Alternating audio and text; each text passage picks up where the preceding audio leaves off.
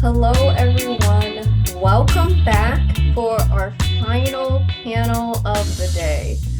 We have had such an amazing day filled with all the ways that we as a community engage in the environment, engage in nature.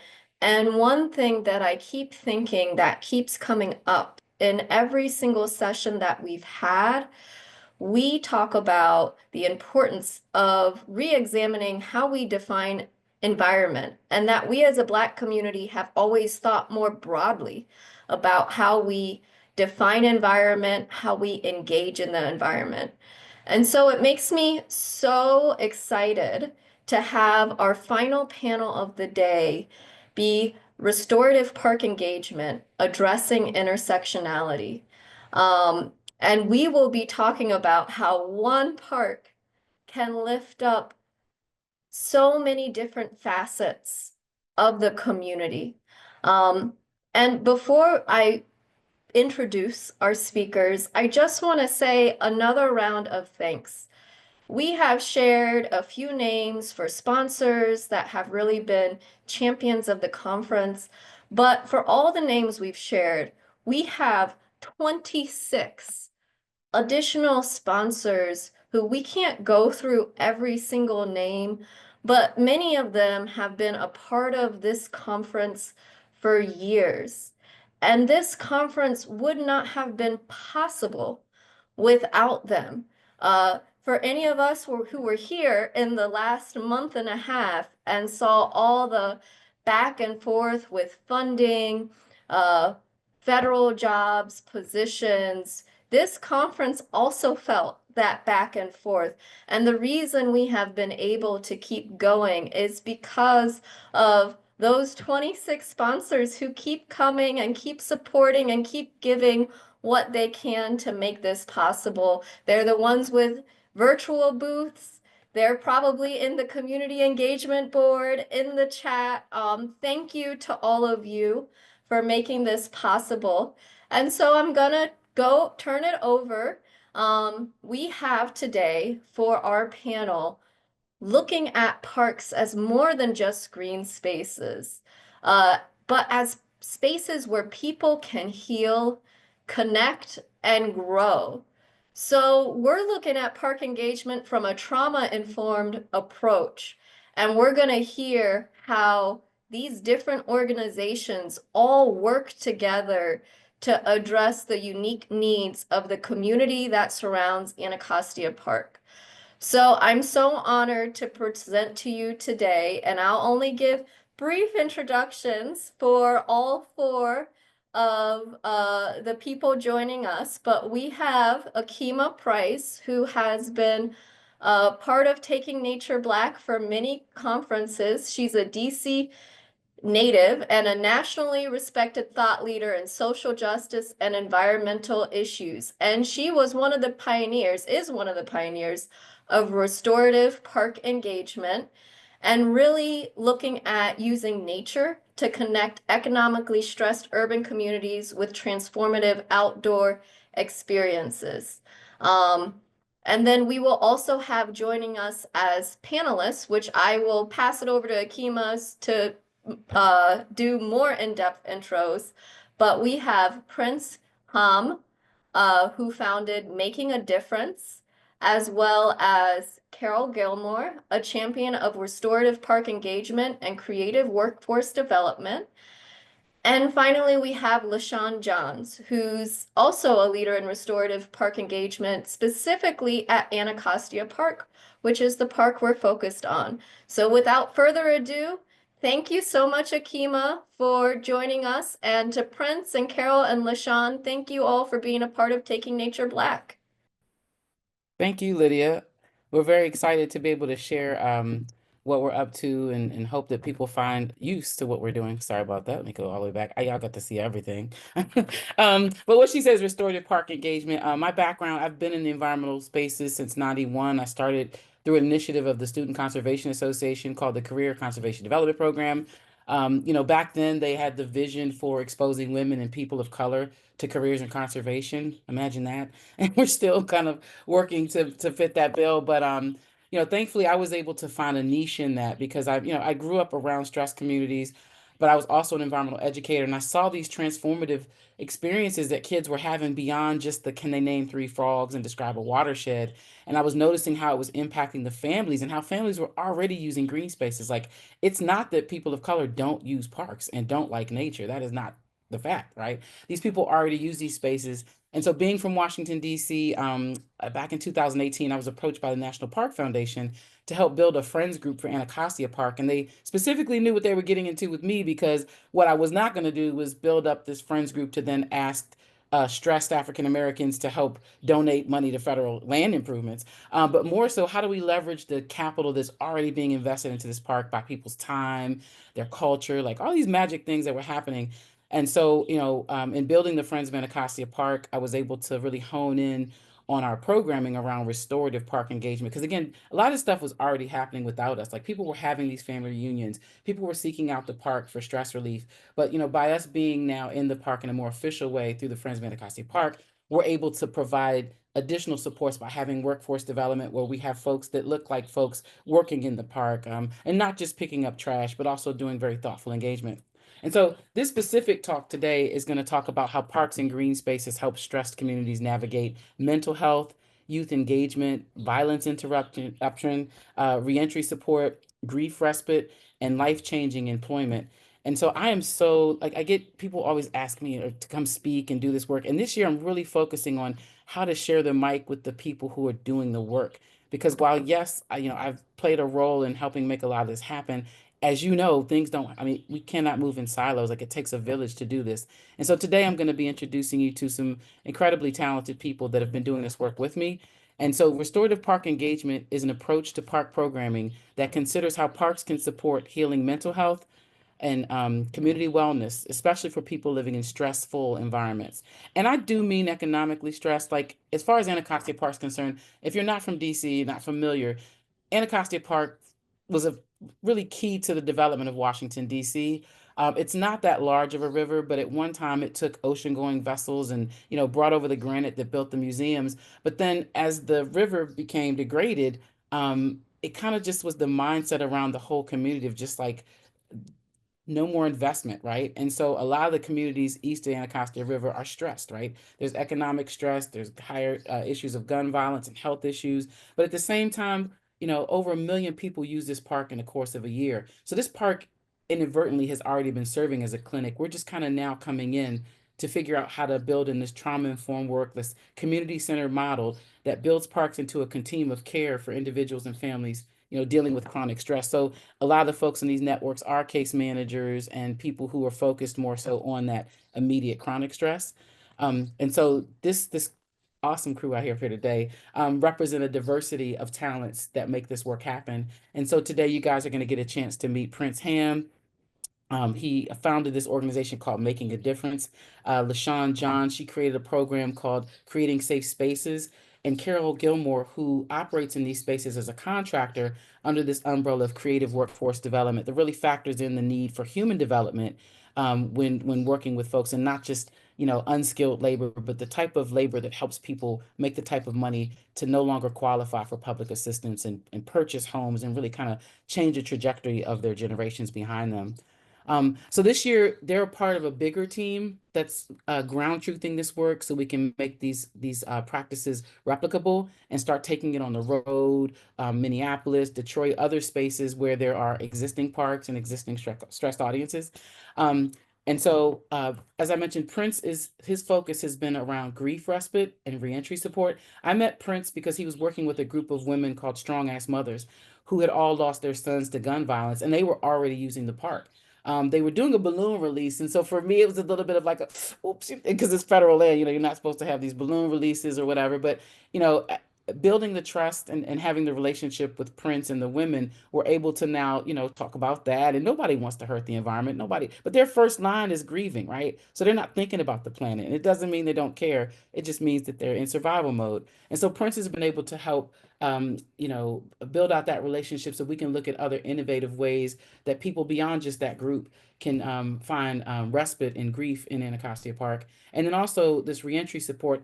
This fall, we launched something called a therapeutic stewardship pilot where we were taking men who had just coming home, and we needed extra support on Mondays because the park was extra dirty on the Monday from the weekend.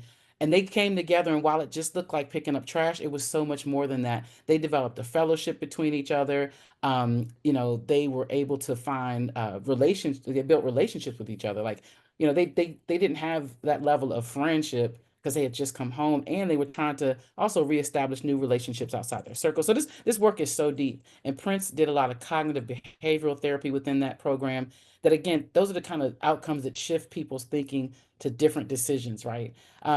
LaShawn Johns came to Friends of Anacostia Park some years ago, uh, doing something called creating safe spaces. Like, her passion is really around youth. And we're talking about like frontline youth who are experiencing, they're unhoused, they're in the justice system. And so she's been able to use her beautiful personality and authenticity to weave a network of youth who trust us enough to come and spend time in the park, making decisions to be in the park or being safe spaces as opposed to, some of these other things that may be calling them to the block. And then Karol Gilmore, who has been working with us for a very long time, her background is in social work, and she just brings this very unique lens of like humanity, working with people where they are to help them figure out how to change their lives. And that's a big job. But she specifically works through an organization called Jobs Have Priority that does work with people who are TANF recipients. But she has, I've been watching her work over at least the last 10 years, and just the way she's able to connect with folks and make this real life, real things that people can actually do in their lives. It's not just, oh, maybe you can. She works with these folks day in and day out. And I just have so much respect for her. And she brings a key element to this, because if we're not helping people find employment or change their lives outside the park, like, that's another key element for me of what makes restorative park engagement important. It is not just these magical moments in the park, but how does this help them make different decisions and improve the quality of their lives outside the park? And so this past year, we've been able to do a lot of creative events together, from, again, hosting this community impact studio with returning citizens, where we have justice involved organizations come and try to figure out how to use the park in their work, even if it's just respite for frontline workers. We have a teen respite program. The main outcome for that is that the kids don't get killed in those 6 weeks. So these are, awesome, awesome events that we do in the park, but they're, again, really making a difference in real life, and they're not just pretty flyers. So enough about me. I'm going to now turn the floor to the panelists, the ones you want to listen to. And I'm going to ask each this question. So Prince, we'll start with you, and then LaShawn, and then Karol. So Prince, how has using parks helped you support stressed communities in your work? Well, good morning. Good morning. Good afternoon. Thank you for that wonderful introduction for that one. So how has the park helped me inside my works? So the park has helped me as far as doing a therapeutic steward pilot program. We did the teen respite program as well. We also helped me out with my community wellness initiative, what we call Wellness Wednesdays, when we go inside the most troublous neighborhoods and pass out clothes, jackets, foods, Narcans, even condoms. And the park has been to help us with assisting us as that as well. You guys helped me out with the Winter Wonderland, which we did last year, when I even dressed up as Santa Claus myself. You also allowed me to teach the youth CBT, the street code, cognitive behavior theory, conflict resolution, and teaching them more emotional intelligence. So the park has definitely been useful to me to help make a difference inside my community. Right, right. And Prince, one more other thing I noticed is just you have such a trusted network of people. Like, most people who have park events are trying to, get people to the park. You have a large following of people that trust you. So I've noticed you've been able to leverage that to bring a whole new kind of more diversity into the park of people who are just seeking out safe space and sometimes just coming to see you. Mm-hmm. Would you Yes. would you agree with that? Yes, man. I'll definitely agree with that. And I say the reason that we do that and how we move that, because we move in the navigation with love. So once we move in the operation with that, you got to do that, because over here we don't spell love LOVE, we spell it TIME, which is putting time with them. Understand that they need, understand that the things that they want. So once we put that time with them and have them down there and spend that time with them in a safe space, we can help them in that stress. Yeah, yeah. Thank you so much. LaShawn, how has using parks helped you support stress communities in your work? I know some of the way we met you, you using the park for something with your youth. Can you speak about that? So for me, the park has helped me in my work in the community by first, me finding that healing for myself, so that therefore I can like take it back out to the youth and share, what nature offered me, so that they can understand that it can happen for them too. Are there any particular elements of the park that helped you heal? Just being in the park, being able to shut down my day-to-day, I want to say activity, just to be calm and find that sense of silence, so that I can reset and recharge. And that's kind of like the approach I take to the youth when I invite them down to the park, knowing that, they have a lot going on in their personal lives that cause them to, I want to say, be emotionally disturbed. So yeah. Is it hard to get kids to come down the park?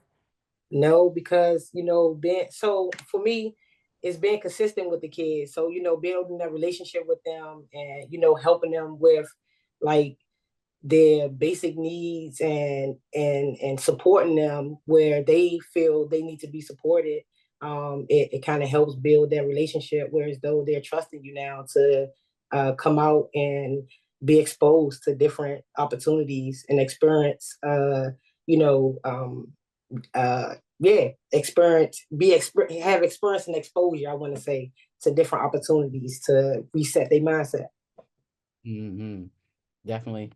And Karol, I know a lot of your work has been in, facilities and schools, and how would you say you started using parks? I think when we were together at the DC Promise Neighborhood Initiative, but how have you noticed the shift in your work when using parks?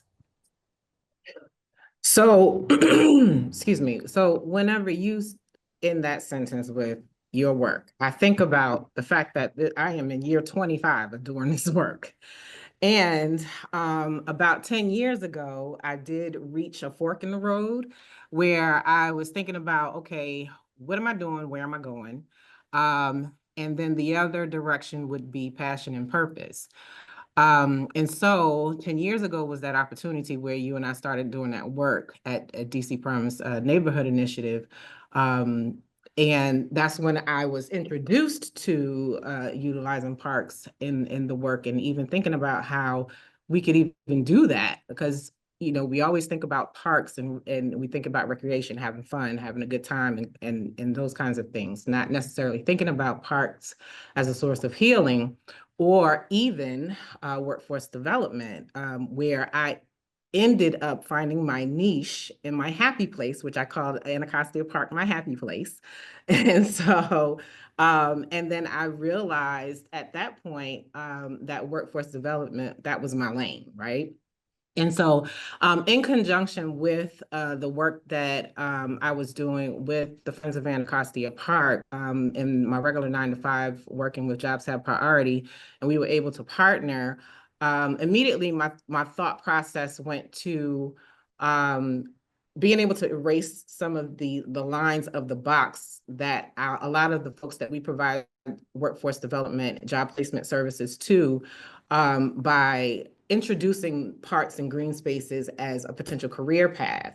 A lot of times the folks that we provide service to, they're stuck in this box of providing retail, working in retail or working in hospitality and things of that sort. So I wanted to be able to kind of expand the opportunity, and thankfully with the relationship that we were able to develop with the Friends of Anacostia Park, we were able to make that come to life for a lot of the folks that we provide service to. And so, and then not only that, in the work that I do directly with workforce training, having the park and then nature as a backdrop just offers a non-restrictive space, not necessarily being stuck in the four walls of a building, and where everyone can kind of be relaxed, be themselves, and also learn lessons too. And so, and I'll just share really quickly, when working with the core, one of the highlights, one that I can truly remember is when we were kind of talking about team building, right? And so, and of course, those are one of the questions that someone may ask in the interviewing process. How well do you work with a team? And so I was thinking about ways of how to create a lesson around team building. And I said, okay, we're at the park. Let's do a fishing activity. And so as we were coming together to do the fishing activity, there was so many things that came out of that. The lessons around effective communication, the opportunities for people to rise up as leaders. And then most importantly, a skill that we all probably have to utilize in our workplace is patience, right? So it was really a phenomenal opportunity to be able to bring some of those lessons to life in the park. And so I really, truly enjoyed that. And so that's how I'm able to use the parks in my work. Can you, I remember you sharing this with me. Can you speak a little bit more about the patience part? Because people were trying to actually catch fish. Oh, absolutely. Yes. So in the leadership part, of course. Hold on. This was you Uh-huh. had them fish as a part of a workforce development, like human development, team building. Yes. Love it. Yes, that's where that creative workforce comes in, right? That creative workforce coaching. So yes, absolutely. So folks were able to, well, one person in particular took the lead, of course, to teach us about the process of fishing and what we need to do and how we string the line and how we put the bait on, and then others who were exposed to doing the activity before were able to chime in. We practiced effective communication where there's a sender and a receiver of the information. The patience part, of course, when you throw the line out and you have to, kind of wait for the bite. And in that process of exercise and patience, then there was just organic conversation that came up about the different experiences in the park and during the workforce training that we were doing. So it was really great. I love it. And obviously you got positive feedback. I mean, as a leader, you achieve what you went in for, but the core really got something out of it. Yes, absolutely. Real life experience. Awesome, Karol. Thank you so much. Prince, I'm going to come back to you. And I wanted to ask, I've watched you, right? And it's just, you have a level of kindness that I think is a part of your magic because you're so approachable. Your energy is consistently high and positive. But you work in some really heavy situations. Specifically, when you talk about someone who's grieving. And so how did you come to one connect with this group of women who the moms making a difference who specifically had lost their sons to gun violence, and how did you guys end up in Anacostia Park? Okay, so just along my journey, just to piggyback a little bit off that. So I started this group of mothers who all lost their children due to gun violence. We use an acronym called SAM, which stands for Strong Ass Mothers, and all these mothers are strong ass mothers. With the youngest person on my team being 8 years old, PJ Evans, shot inside of his head, eating a taco inside of his house, right? And the oldest person on my team has been 29 years old. Actually, he's 30. Today was his birthday. Today's his birthday, actually. He was shot 22 times. And the last person that he screamed for was his mother, right? So we tried to form this group for no other parent had to join this fraternity or sorority. So one of the things that we did was come down to the park because we feel that safe spaces. I know you talked about the balloon releases, but we are also care about the park. So when we do balloon releases, we make sure that the balloons are biodegradable, that they don't be effective to the park as well. So we try to make sure we take care of that, right? So we come together, we form groups down there. We also try to be more proactive than reactive. We also do book bag drives down there where we brought a group of mothers down there doing book bag drive. We did skating. Come down there, just have cookouts. Just letting balloons go, right? Like bubbles and fishing and things like that nature, things like that, right? Just bringing a common ground together, reflecting and things like that, forming more art therapy and quiet zones, stuff like that. As far as when we do with the grieving. But another way, I got a good example because I'm appreciative you guys let me start this pilot program that we did right there. Also, with Returning Citizens, we did a therapeutic stewardship pilot program, right? We was a group of brothers who all came together.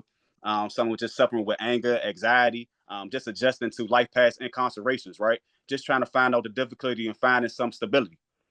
We did weekly cleanups where we all came together with one another, had group discussion on conflict resolution. We did CBT. We did emotional intelligence. Just like I said, even simple acts of just picking up trash, right? Caring for the environment gave each one of them a sense of a purpose and peace. So just to be around that and give them another place to come back and show the world that you can make a difference, I'm just happy in that. So that's just a few examples how we came together and used the park. Yeah, something I noticed too, right, was at the beginning the fellas were not picking up trash together, but by like the second or third week, the whole point was for them to kind of fellowship, Mm-hmm. and they were. I did notice that, and then I also noticed that these guys had some real heavy stories. Exactly.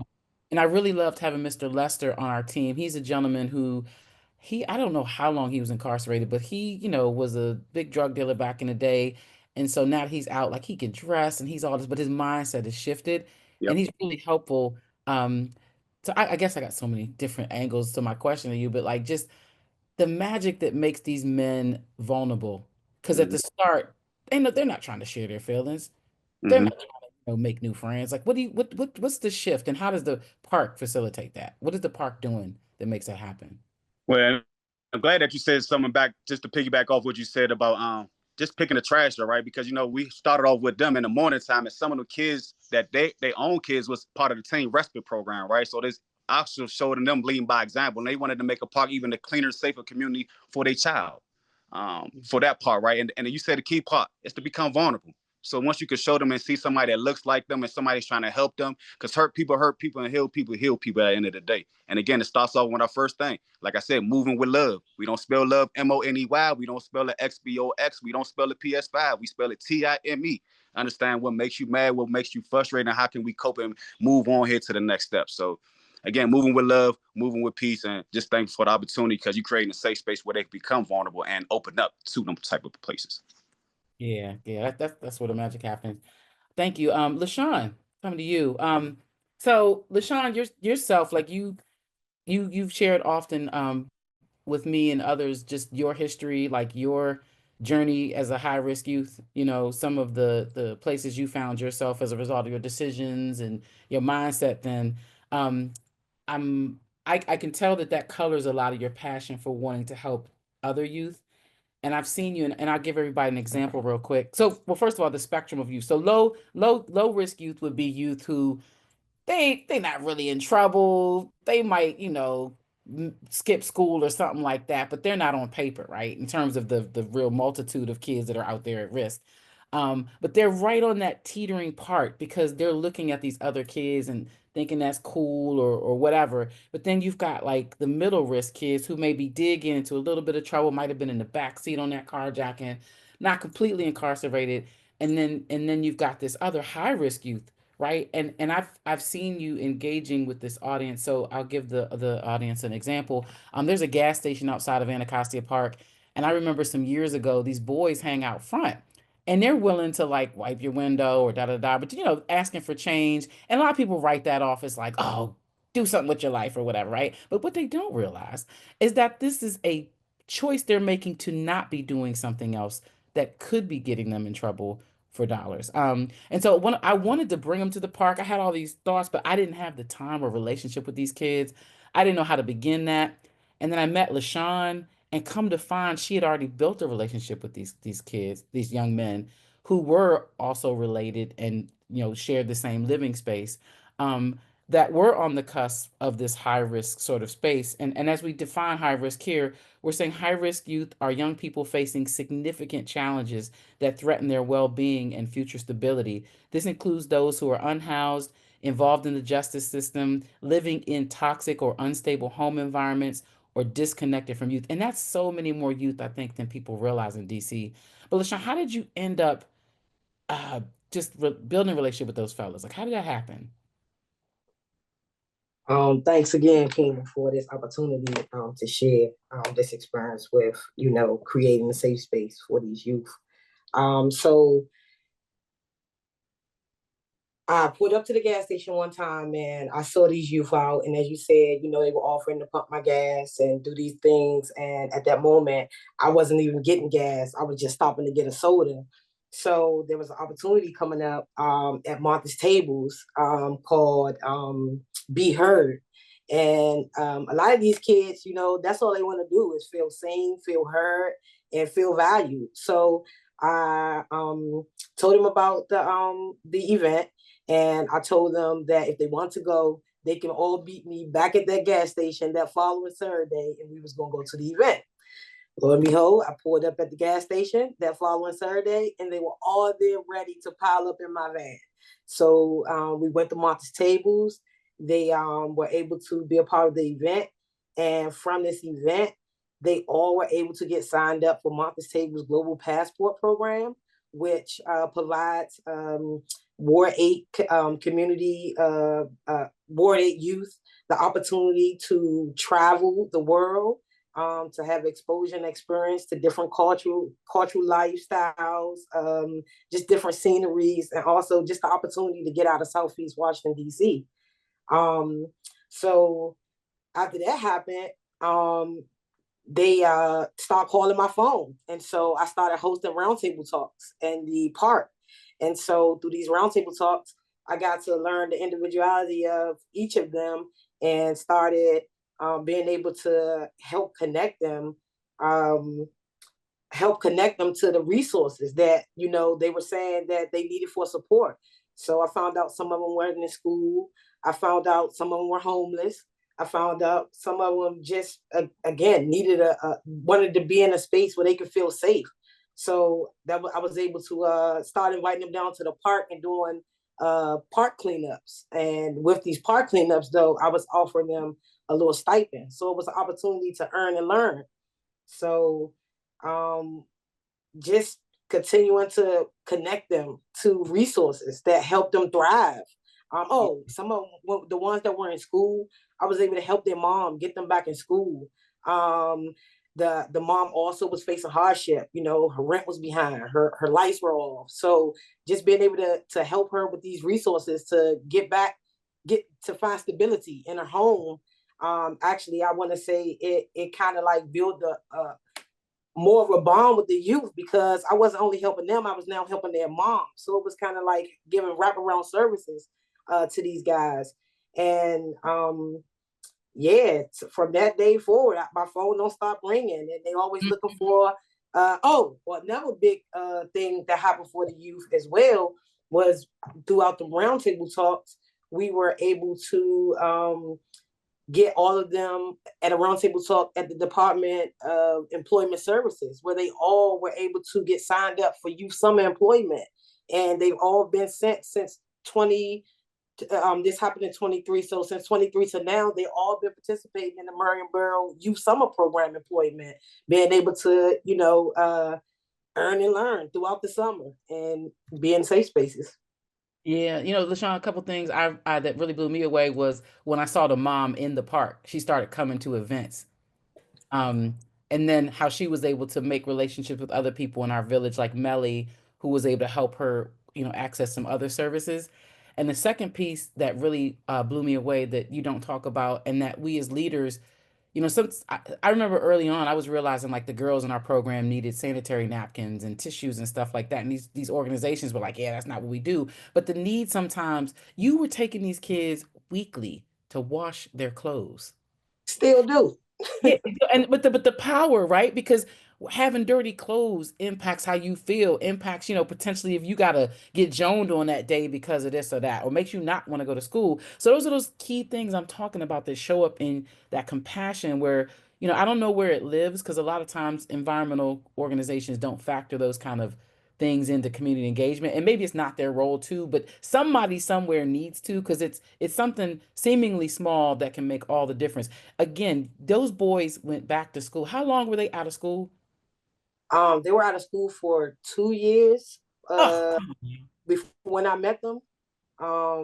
And yes, and a lot of that too also had to do with safety concerns. So, being able to help their mom get them relocated from school. They didn't go back to the school that they were going to.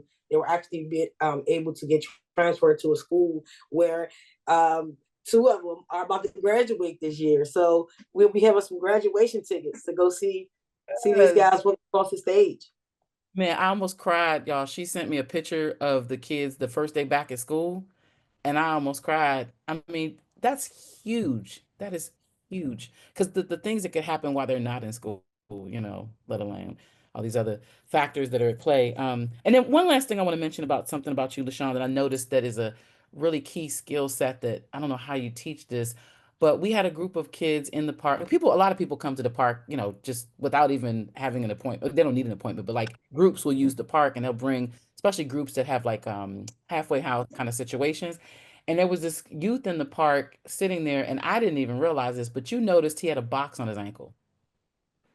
And can you talk about what that box means and how you were able to go in there and how you worked to parlay? I don't think it came fully into fruition because the organization didn't follow up like they should, but can you speak more about that? So yes, one day, you know, we was at the park and I saw the youth sitting over there by himself and he had the box on his leg and he was kind of like isolating himself because, you know, he really didn't want nobody to see the box, but it was so big that it was What does noticeable. a box on the leg mean? What is that? Oh, he was detained, juvenile detention. He had it's because he was in the group home. He was in a group home for whatever alleged crime he committed. So he was waiting to be able to yeah. It's to keep him a tracker to keep him Mhm. from being incarcerated. Mhm. But through that, you know, the young man just started opening up, talking to me about how, you know, he felt while he said he wasn't sitting over there by himself just to be sitting by himself. He found a sense of peace of just being in the park, being able to be in the park. So Yeah, I actually left him alone. I gave him my information and I told him if it was anything I can do to support him on his journey to follow up. yeah, but like most park professionals aren't able to identify those things or even know what they mean or have the authenticity to even show up and be able to connect. So that's something really special that you bring that I think makes restorative park engagement work is just that authenticity and that realness and not being afraid. Because a lot of people judge those youth and are scared of them and think they're these little monsters, but they're not. They're kids that didn't have needs met. And so, yeah. Thank you, LaShawn. I'm not gonna throw you out anymore. uh, and now I want to turn this to Karol.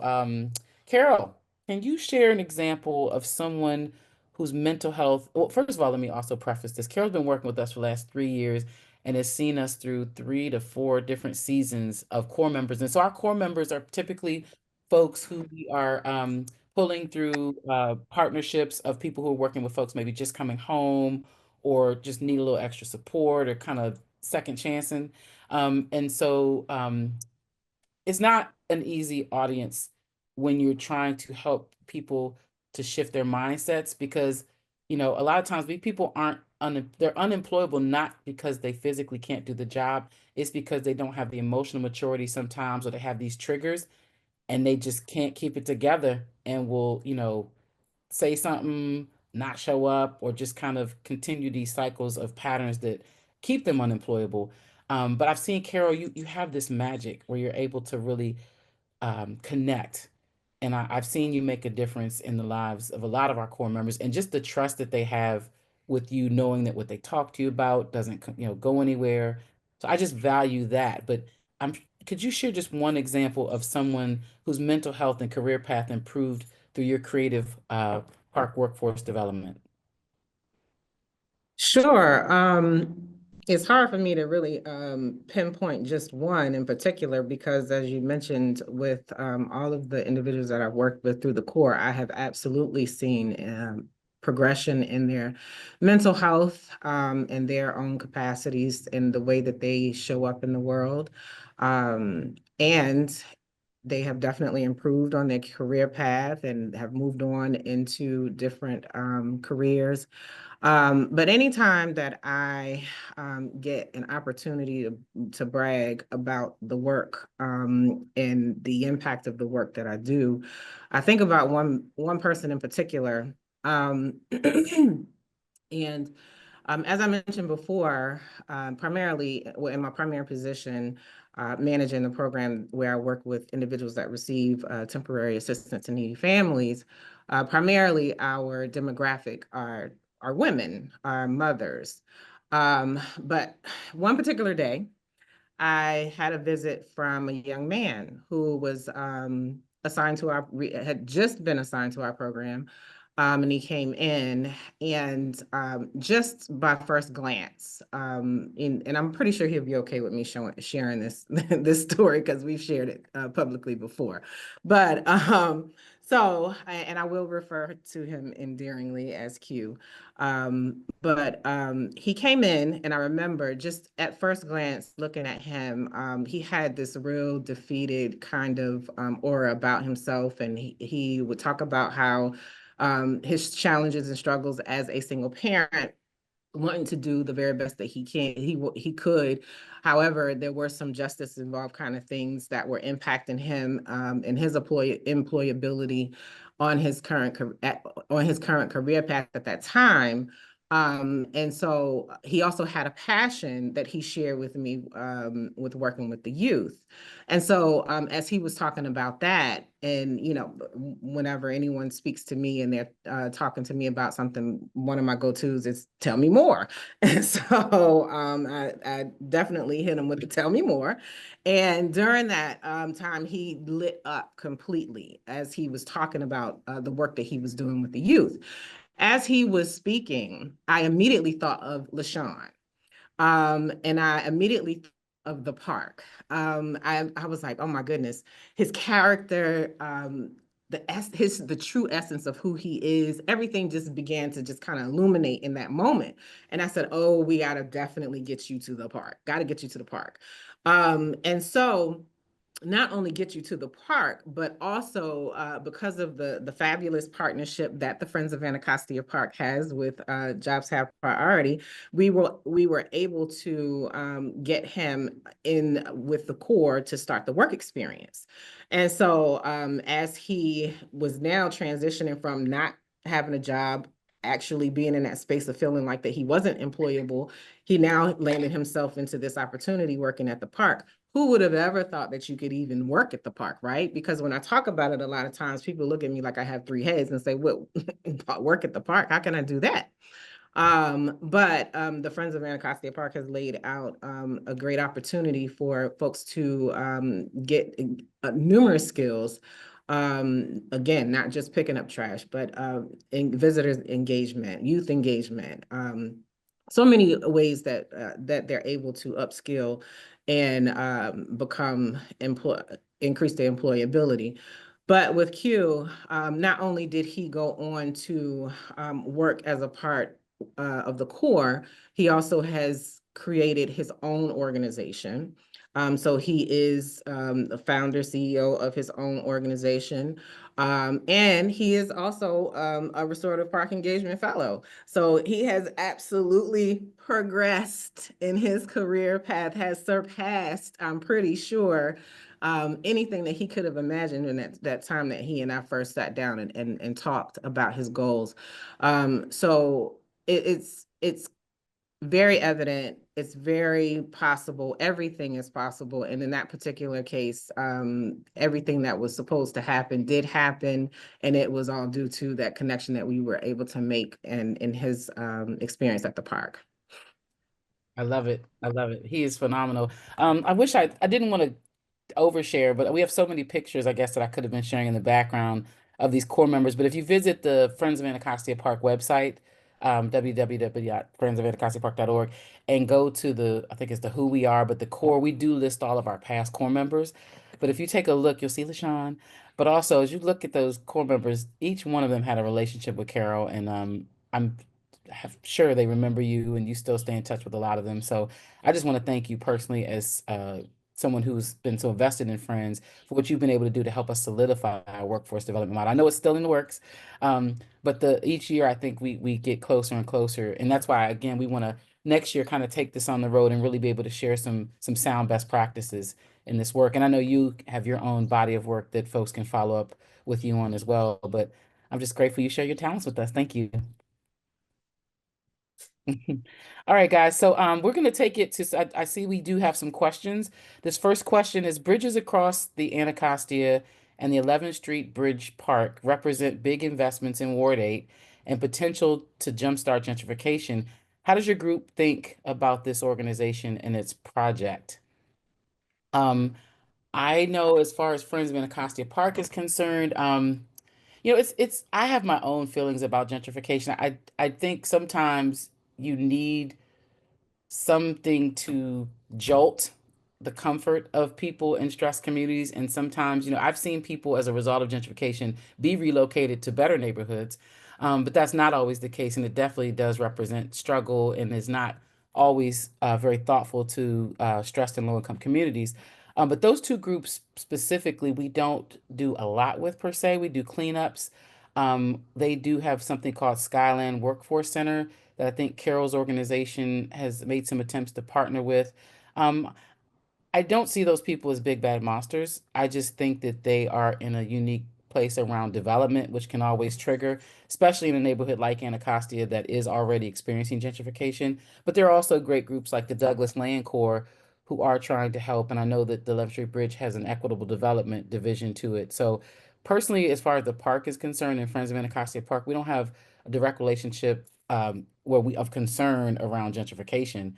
I think we're just too busy we're luckily on a piece of land that is federal and is not going to be impacted as much. I know a portion of the park is going to be changing, but the section we're at is not. And hopefully, by the time the bridge is built, that'll mean workforce development opportunities for community members, and there'll just be one more space to enhance Anacostia Park as this restorative park engagement space.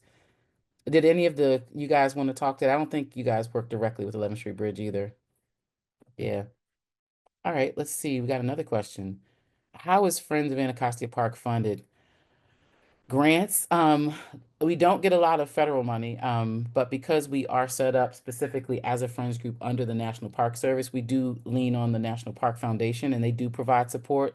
But we've been lucky to attract, workforce development dollars, more social focused money, through we do get some unrestricted funds. But our main thing, I think, is just that we have the trust of the community, and so we ring true and we're able to find opportunities here and there. We're still young and we're coming together now for the first time to put together a real thorough strategic plan and fundraising plan. We have not cracked the nut on finding the big bucks yet, but we've been able to pull this off by just, a lot of private local dollars of people who just believe in the work we're doing. And we're so very grateful.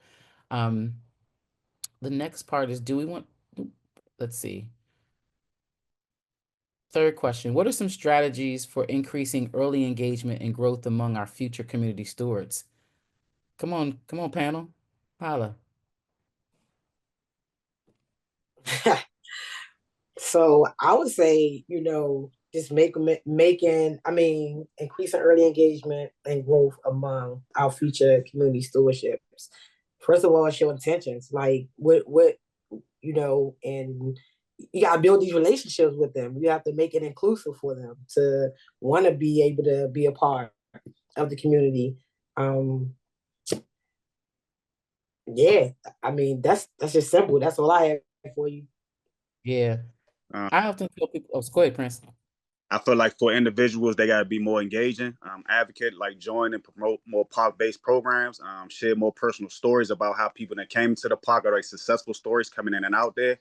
Mentorship, they can even mentor the youth and mentor any other body that's coming in that is coming in the next program upcoming year. You can have organizations doing more funding opportunities for us, expand more workforce development, secure grants, and policymakers, they can force a lot of that inside the restorative parks and greens. And have more examples of the therapeutic stewardship pilot programs like we already got. Yeah. Let's keep it I definitely think too, just being realistic about what it takes. Like I've been to funerals, I've been to church services, like I've had to show up in community spaces that weren't directly about the park and what I was looking to do. I had to first build that trust. And people can like animals can pick up on if you're trustworthy or not, so can people. And if you try to show up in these spaces and it's not authentic and real and thought out, people know, and it's probably not gonna work out because people are not stupid. But it's also, not being afraid of people. I think sometimes people have this preconceived notion about low income Black communities, and they often blame the community as being hard to reach. When it's like, when's the last time you walked down that street? Or just like what I've done is find the people who are already working in those neighborhoods and building relationships with them. Like LaShawn was already doing this. Prince was already doing this. I didn't try to just think, oh yeah, let's be friends, boom, boom, boom. It took time.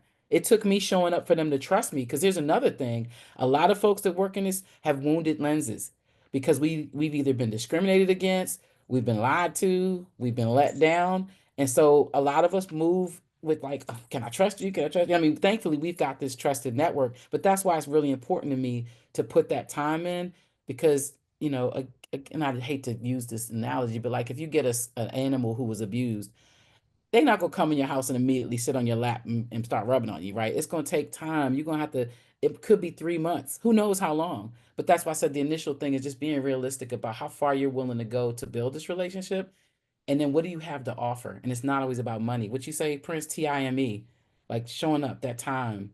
Um, that's what I've seen has been key to being foundational for real relationships that equal to something. Um, how can we contribute directly to what you're doing? Recently lost my, I'm supposed to read this, so recently lost my job due to the nonsense, but happy to contribute something. I also get more produce than I can use for my community garden plot. Sharing with friends and families is great, but sharing with people who actually need it would feel even better. That's the kind of thinking, right? That you show up with. Like we could talk offline, especially if you're local, but that's what I'm talking about, showing up with that heart. Like, and it comes back to you. And I'm so sorry for you losing your job as a result of all this, but with that kind of heart, it's only a matter of time before things pick back up for you.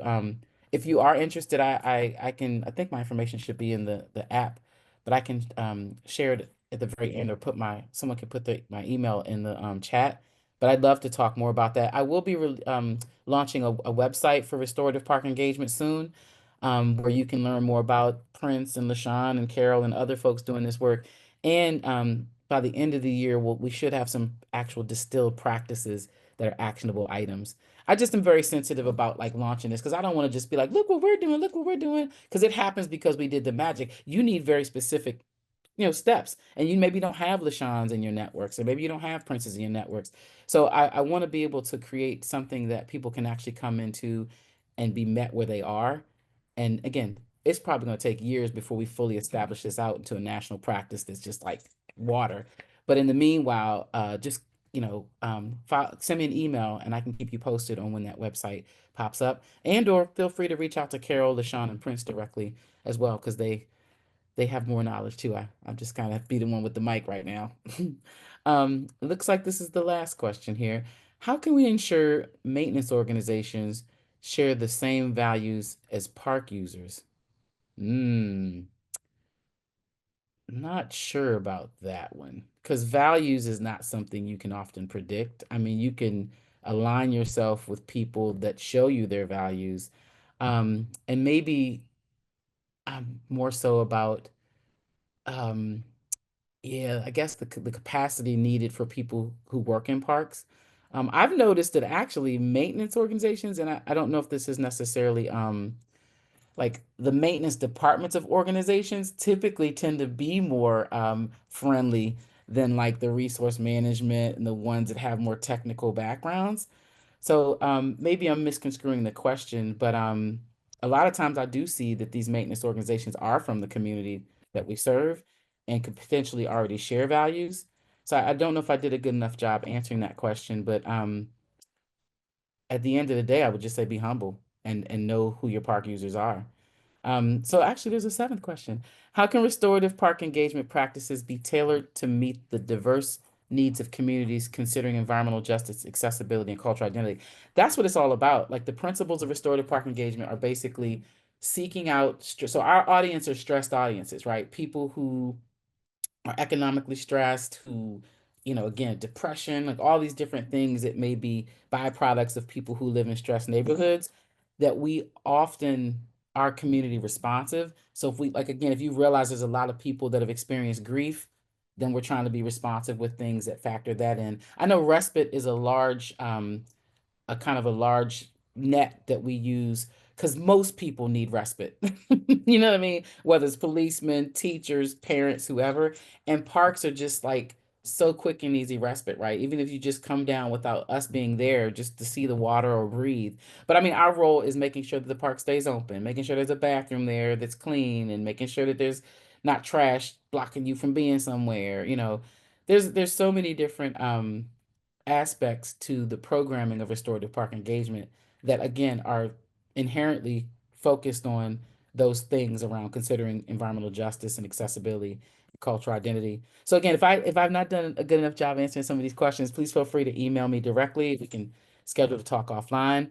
And if you again want to just follow what we're doing with restorative park engagement, I will be hopefully sharing that link publicly in the next 30 days for folks to learn more. That website address is going to be parkslove.us or parkslove.me, one of the two.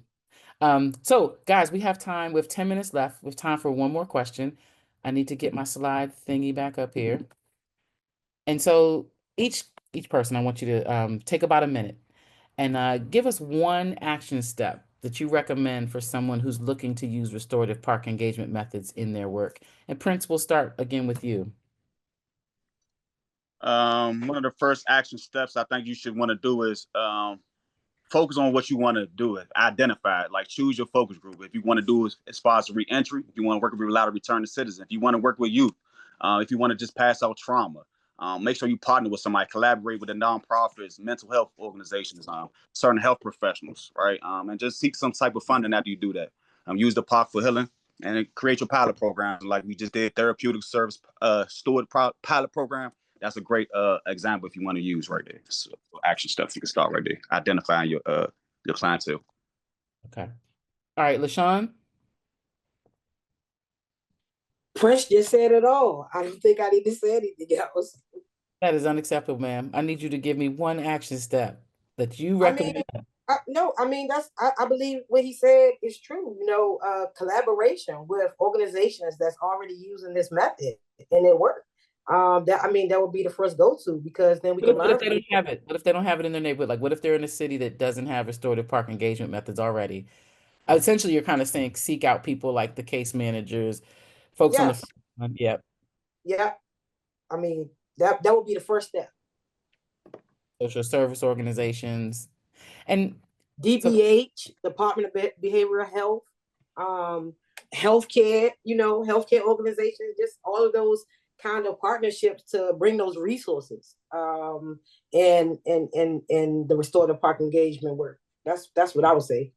yeah, by resources, we're not just talking money, we're talking expertise, social capital. Yeah. Yep. With those organizations come resources. So if you're partnering with them, then they're able to provide those to the participants or the people, the community that are participating in the restorative park engagement. Thank you. Karol, I'm going to switch it up since you've been in the game 20 years. I can do a curveball here for you. No, just because I'm thinking out loud right now. So when you think about like you represent social service organization and social service partners. How do people get folks like you interested and attracted to working with them in park spaces? So they hire people like me to introduce these practices to their workers. But no, seriously, it definitely goes back to what everyone was saying is really taking that collective approach and partnering, right? And so it's really partnering for the sake of having some type of tangible outcome, not for networking, just for the sake of networking, right? Like we have platforms like this.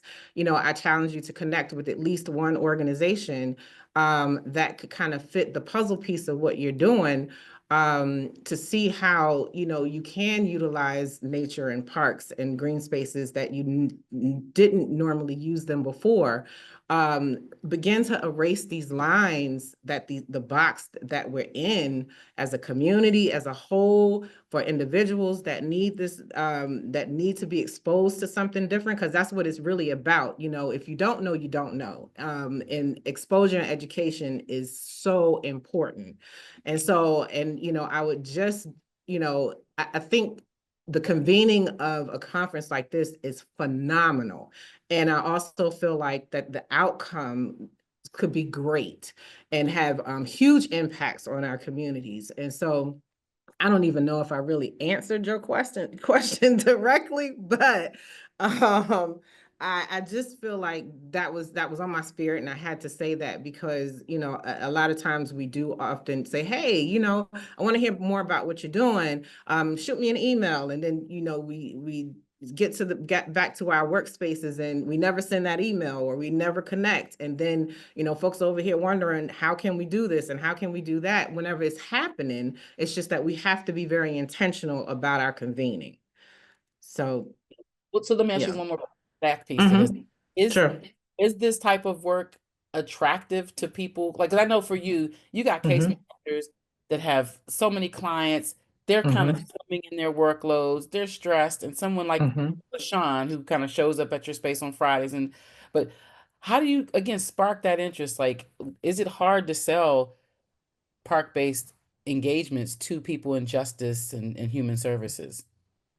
I think initially, yes, I'm going to be real about that, right? Because folks in that space are not used to, wouldn't even think about or fathom the use of a park, and being able to help the individuals get from where they are to where they need to be or where they desire to be, right? Again, it goes back to the education and the exposure. Once someone comes into the park and can actually see that this is something that is doable, it's not a hard sell. It sells itself, right? And so, you know, with specifically for case management, because that's kind of my area. For one, it already takes a special kind of person to be able to do that work. And if you are truly dedicated to that work, then you understand the importance of really stepping outside of the box and trying to find creative ways to connect with the people that you provide service to. So again, the exposure, getting folks there, just get them to the park, and then, you know, the park sells itself. Yeah. And I noticed one of the first things you did was you hosted a job fair in the park. And that was a success. And then we were looking at the family engagement. Like, you guys, they get family engagement like credits, or somehow their family, when they do stuff with their family, counts. So I know Anacostia Park was able to support with that. So those sound like some real tangible ways. We only have to, but I did have one more question come in that was saying, for organizations that don't specialize with engaging the communities that you all do, how do you suggest the approach to the work? So I'll just say this. It was a quote I always use, which is, the person who loves their idea of community will destroy community, while those who love those around them will create community. And I say that to say, and this is the realist, it starts with humanity, like your human approach. Like, if you have preconceived notions about low income African American communities, gay communities, whoever that community is, it's hard to reach to you, is doing that human work of rewinding their tape and understanding their walk, that trauma informed lens of, like, you know, how, why they maybe are angry, why they maybe are incarcerated or have been in these situations. Like, it takes some human work, and there's no timeline on that. It's a daily process for some people. But I would say you start with addressing the biases that make you divided from that community first. Hey, we all have biases. I have mine. We all do. But it's just a matter of being real with yourself, and are you willing to invest the personal work to do the professional work? That's what I would say. So, with 2 minutes left, I want to take this time to again thank these panelists for joining us. Thank you for the work that you do every day. I know this is an incredibly special case to have such, you know, community-based specialists in these green spaces. And I know that there are more of us out there. I'm hoping through this presentation and just the development of this restorative park engagement, we can begin to echo out this and build more relationships. And so maybe next year, this time, there's even more folks who are familiar with and doing restorative park engagements that can share even new branch offs of maybe what's happening in other cities when you bring case managers, youth engagement specialists, and community gurus like Prince together, and just give them a space to do what they do. So thank you guys so much for being present and helping me advance this work. Thank you again to Mr. Keith. Thank you. Thank you. Thank you. Thank you, everybody that's on this call. Yes, Yeah. thank you. Yes. Hey, girl. Hey. Hello. Thank you all so much for such a wonderful panel discussion. I love each and every one of you so much, and all that you do and all that you pour into the park, all that you pour into the city. And I appreciate you all immensely. I always feel so filled when I hear all of you speak.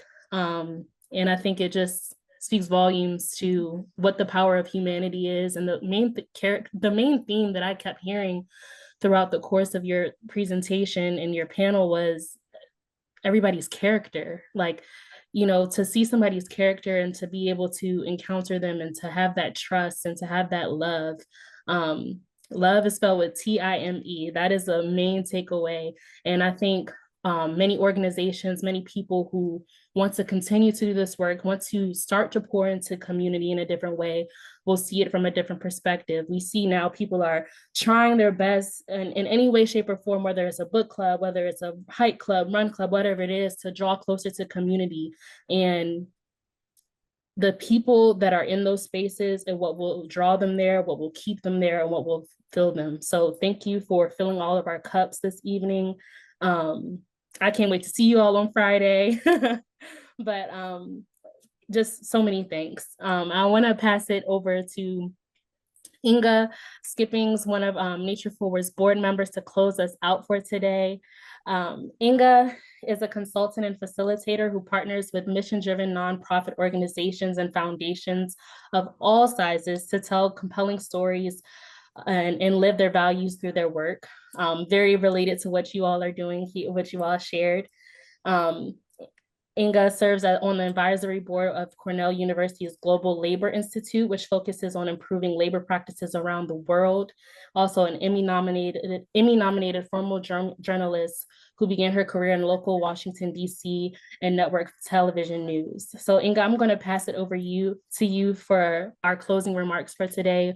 But again, thank you to everybody, all of our speakers, all of our panelists, all of our supporters, and everybody Black. I'm rooting for everybody Black always, but I'm just so appreciative of everybody. And I'll pass over to you, Inga. I love it. Thank you so much. Thank you. Thank you. When we started today, Jamani, you and Lydia talked about the proud history of Black people and our understanding and love of nature. And it really filled my soul to hear you wrap that down for us. I was also really moved, Jamani, when you talked about how nature heals us. For me, this entire day has been an example of that. As I read the chat, heard people talk about faith, heard people talk about storytelling, community, intersectionality, everything, how it aligns with nature. It was just, it was amazing for me today. I also want to mark just how rare and essential rooms like this are. The fact that we've sat here for the past several hours and centered Black people in a story about the future of the environment, the future of our climate, the future of our neighborhoods has been remarkable for me. And it illuminated for me that I'm not in these kinds of rooms enough with respect to conservation and the environment, et cetera. As I look forward to tomorrow, I'll carry with me a couple things that folks said earlier. One, our stories matter, and showing up has power. And as much gloom and doom as there is in this world today, I know somebody had a comment or a question earlier that mentioned that they had lost their job. There is so much gloom and doom that I want to acknowledge. But for me, hearing so many younger voices on this call has been incredibly inspiring for me. And before we close, I want to make sure we thank Lydia and Jamoni. Your hearts and souls are all over this conference, and it's been so wonderful. And I also want to thank Allison Pierce and everyone at Nature Forward who made today possible. Lydia and Jamoni, I know you guys are so thrilled. Day one is over and it was amazing. So I hope everybody is looking forward to tomorrow as much as I am. So thank you. I'll turn it back over to you guys. All right, everyone. So that takes us to the end of our day. Thank you, Inga, for those beautiful closing remarks. But just because our sessions are over for today does not mean that you cannot continue to engage on the platform. I think the platform keeps account for how many, posts we have, and we have like 84 community board posts. I saw things in there for meeting up for coffee. all different messages. So like, don't stop engaging with each other. Like, keep the party going. And we will see you guys tomorrow at 10 a.m. for a whole nother amazing day centering young voices, art. We have a private screening of underwater projects from the Hip Hop Caucus. We have Dr. Carolyn Finney, author of Black Faces, White Spaces, Dennis Chestnut from Resilience Hub Community Coalition, and then to Inga's point of building our own wellness. Our first keynote's going to be on how to build our own personal health in the face of all these attacks, and that's from Dr. Jailana Sheets. So join us again tomorrow, 10 a.m., and keep the party going throughout, but we'll see you back here tomorrow. Thank you, everyone. Be safe. Thank you too.